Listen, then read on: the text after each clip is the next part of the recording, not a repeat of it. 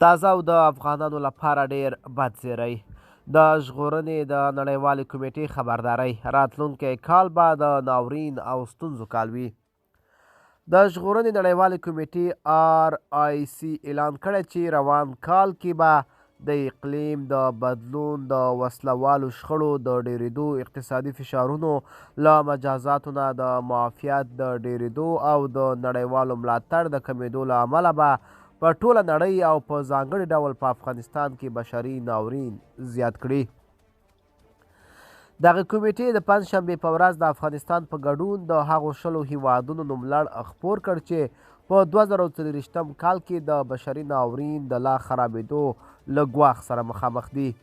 د ژغورنې نړیوالې کمیټې د بیړنۍ څارنې کلنۍ لیست کې افغانستان یو ځل بیا د اسیا د 9 هیوادونو په منځ کې دریم ځای کې لري.